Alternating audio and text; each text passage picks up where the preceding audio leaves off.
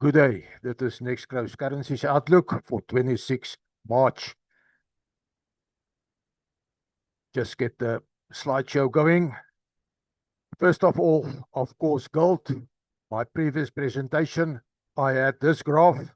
I said global capital flowing out of gold back into the trend channel that remains a bull channel, and we should have a correction to 4,200. This was based on this familiar scheme of global capital flows that, in my view, determines currency strength. With the Iranian war, global sentiment suddenly changed to a risk-off scenario. That means global capital flowed into the United States dollar, and we had this scenario.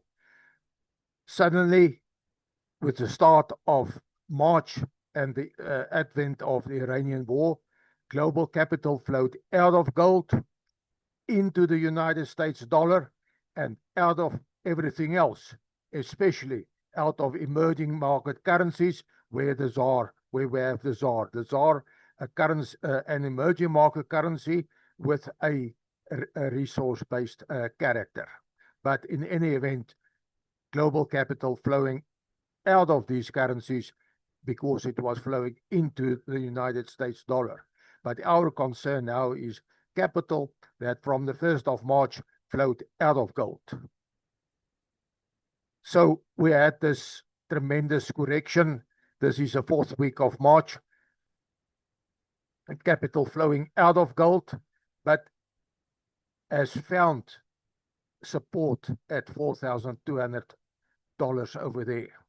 So at this point in time, we have quite a mixed signal. We have a drop in gold, but a correction in gold from bouncing off 4,200 support and is now probably trading around the center of this trend channel, which means gold could be trading around $4,600 in the near future, April, beginning of May, and could also reach 5,000, again, the psychological $5,000 by September, should gold remain in this trend channel.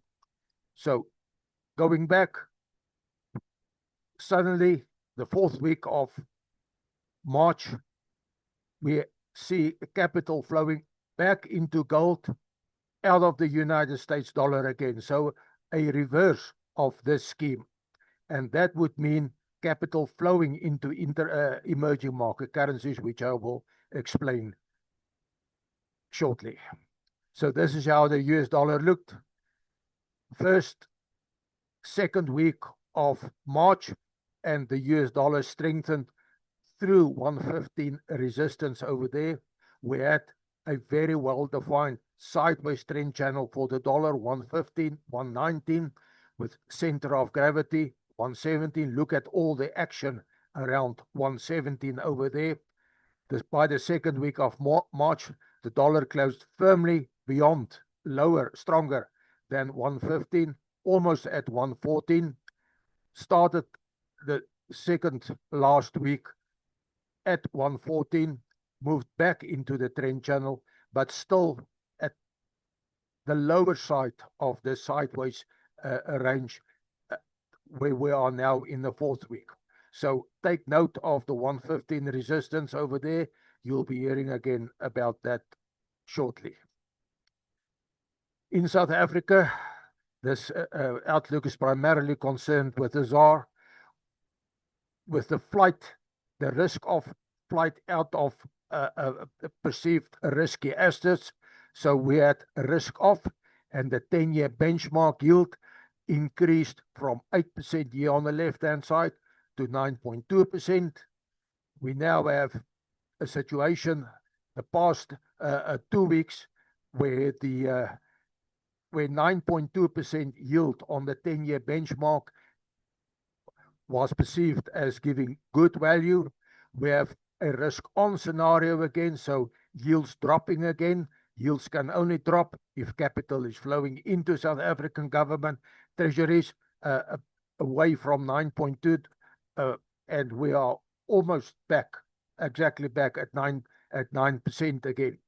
That means the rand gets capital from global capital from across the seas into the ZAR, and the ZAR happened to maintain a level stronger than 17 rand at the moment, and that is the red dotted line there, which is at 17. The rand early this morning, trading at 16, almost 16.95.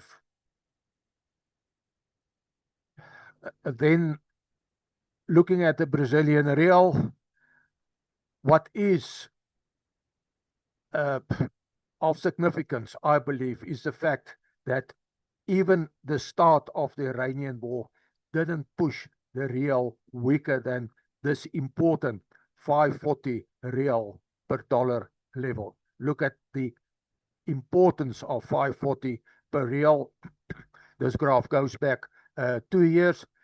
It is undoubtedly a very important level. So the real Brasilia has some distance from all the conflict areas in the world. The real did weaken with the start of the Iranian war, did not go weaker than 540, remains stronger than 540.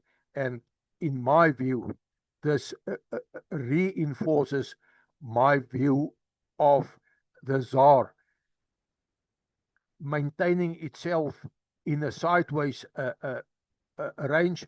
Look how the ZAR has a habit of trading in sideways ranges, again there and there, maintaining itself in a sideways range. Now 1640, 17 rand, with center of gravity 1670. If I can just quickly go back there, because the dollar is at the stronger side of the 115, 119 range, significantly stronger than 117, we would expect the ZAR to be at the weaker side of the range, significantly weaker than 1670 at 1698 when this graph was drawn from the LSEG platform. So in conclusion, this is an outlook based on intermarket scenarios, in turn based on the perceived flow of global capital, deliberately ignoring the news of the day. Global capital has been clearly into gold most of the past year. We've seen the ZAR strengthening from almost 20 rand to 16 rand, has reversed with the advent of the Iranian war, but is now giving a mixed signal with gold back into the center of the bull channel. Fact is, we don't know whether gold will stay in that bull channel, break down below out of the bull channel, or keep in the bull channel, meaning that capital keeps on flowing into gold. So renewed capital flows into gold should benefit EM currencies. I've made the case for the Brazilian real, and hence a 16, 14, 17 rand per USD range call for the ZAR with center of gravity 1670. This is confirmed by Brazilian real strength stronger than 540 per USD. Of course, there's got to be a point where an outlook is nullified, and this should be when the US dollar strengthens through $1.14 resistance, as I've pointed out. Then I'll have to revisit everything again. Just note, this is an outlook for currencies, not for any other financial instrument.